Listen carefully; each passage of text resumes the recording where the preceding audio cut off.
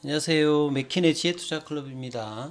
자, HLB가 테라피틱스의 유중 납입 완료를 해서 최대 주주 변경이 있었습니다. 자, HLB는 주가가 4일 정도 20일 이평선에서 조정을 했는데요. 양봉이 나올 어떤 자리가 내일 정도로 보이죠. 자, 내일의 투자 전략까지 한번 살펴보도록 하겠습니다. 개장 전 미증시 흐름부터 한번 살펴보도록 하겠습니다.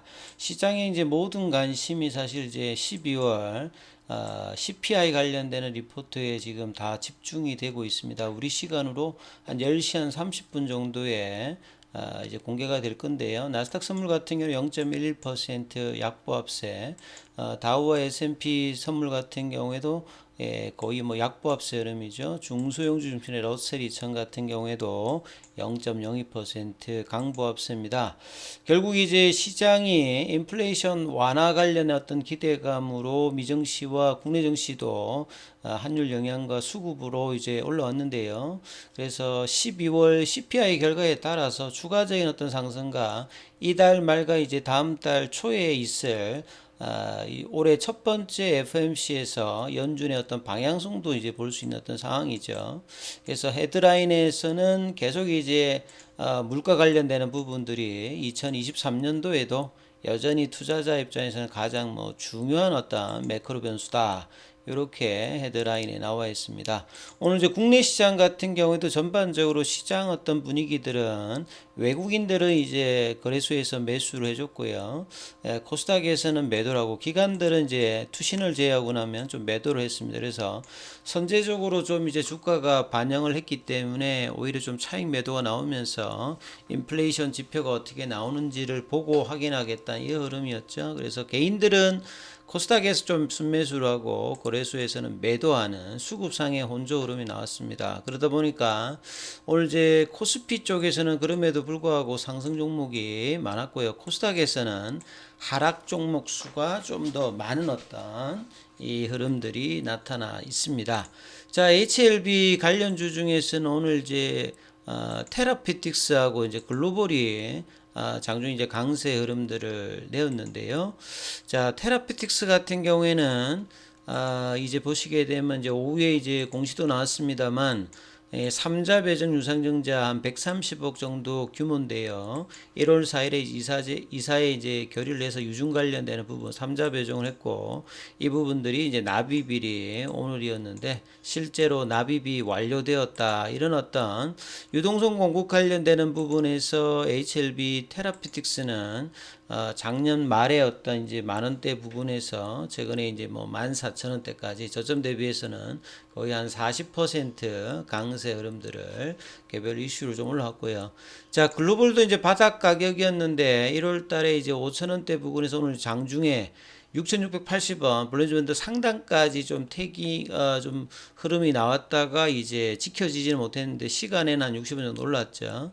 자, HLB는 자리상으로 보시게 되면 20일 이평선 위에서 4일 정도 조정을 하고 있기 때문에 내일이 이제 이 부분이 간통을 할 수 있느냐, 그리고 이제 거래량도 한 4거래 정도 줄여놨기 때문에 2차적인 어떤 상승 흐름을 보여주면서 볼린저 밴드 상단을 넘어가느냐, 이게 상당히 중요합니다. 그리고 작년 10월 이후로 한 번도 20일 이평선에서 저항으로 이제 못 올라갔던 어떤 흐름들을 보여줬다라고 하면 이번에 이제 1월 달에는 일단 지난주에 이제 양봉으로 ND의 어떤 기대감으로 만들고, 그러니까 거의 뭐 보시게 되면 7번째, 그러니까 거의 한 8번째 만에 21 이평선을 회복을 해주고, 단기로도 보면 이제 한 지난주부터 5거래일 동안 상승 전환에 일단은 유지를 하고 있습니다. 그래서 21 이평선에 닿지 않으면서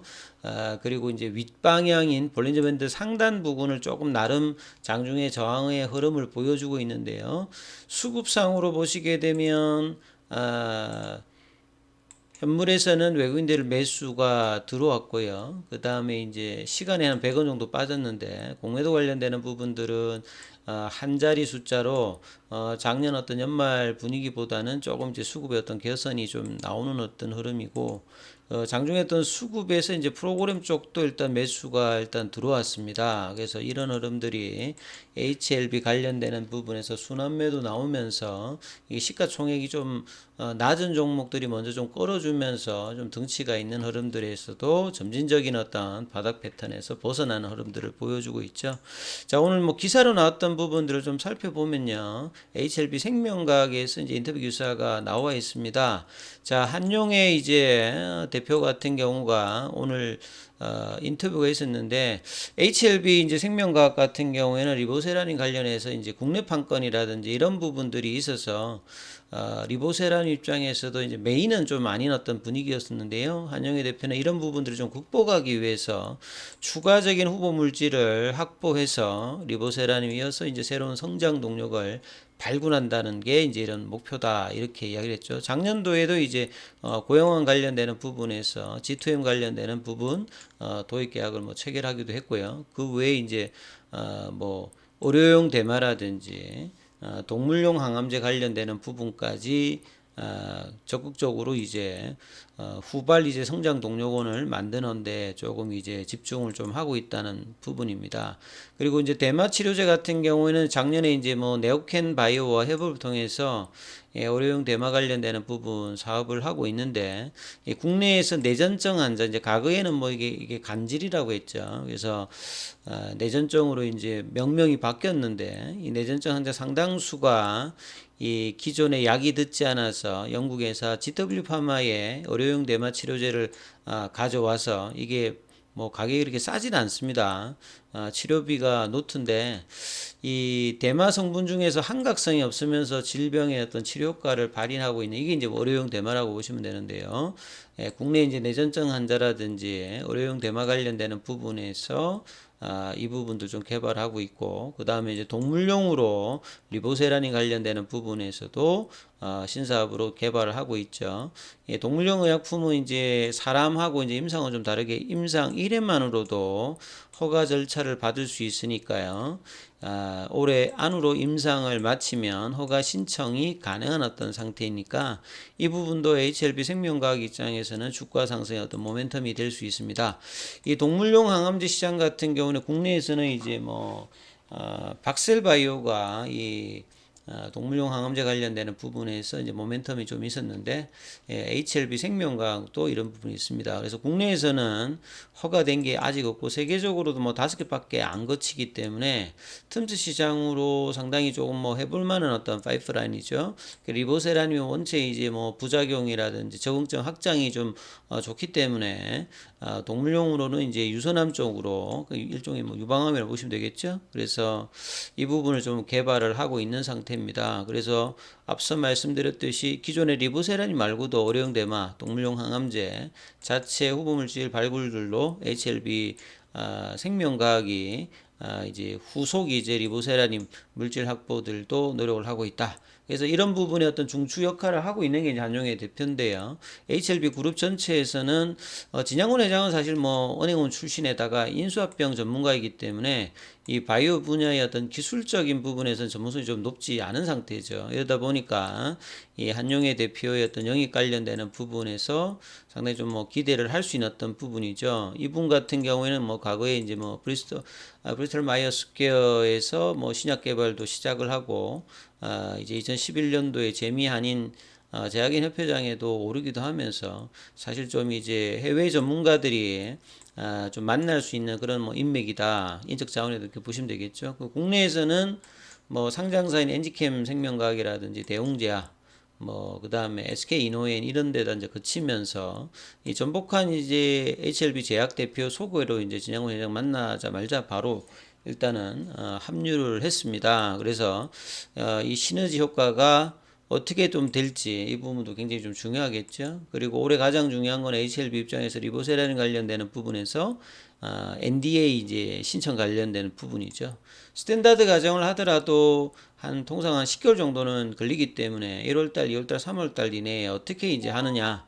과거에 뭐 이제 FDA가 신약의 어떤 성과가 원체 좋다든지 급할 때는 뭐 1년 안에도 뭐 승인하는 경우도 있었습니다만 이 통상적인 어떤 이런 어떤 부분들이 있고요. 그 다음에 NDA 과정에서 최근에 뭐 생물학적 동등성 관련되는 부분도 이야기 있었습니다만 NDA 서류 자체가 섹션이 한 20개 정도 되면 문서가 굉장히 방대하죠.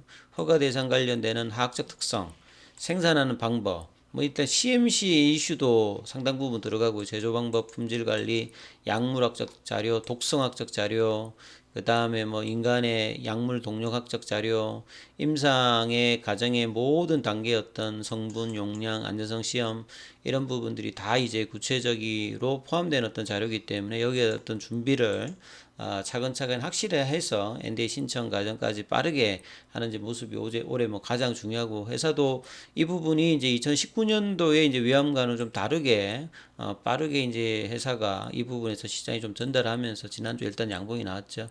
자, 이런 부분들이 이어지는 흐름으로 내일 이제 뭐 가장 다음 단계 중요한 가격이 이제 34,000원인데요.